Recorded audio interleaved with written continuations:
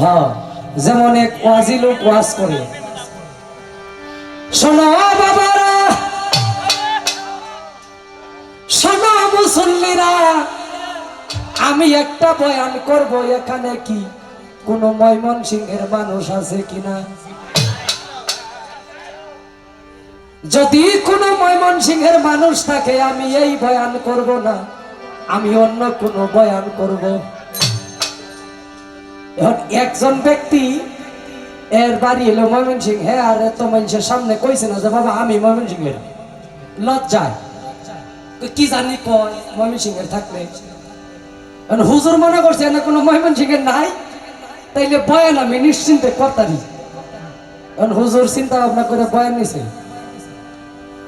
ও মুসল্লিরা,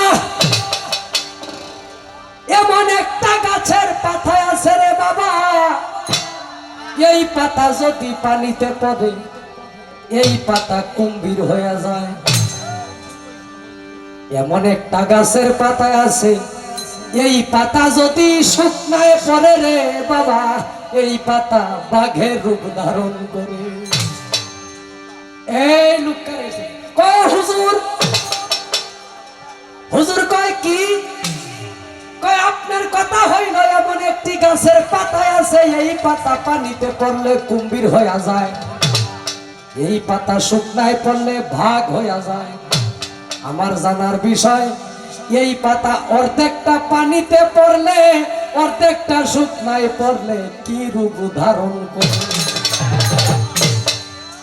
হুজুর কয় না, এটা হইতে না, পড়তেও তো পারে। হুজুর কয় আপনার বাড়ি কই? কয় ময়মনসিংহ। আমি আগেই কইছিলাম, ময়মনসিংহের মানুষ থাকলে আমি এই বয়ান করতাম না।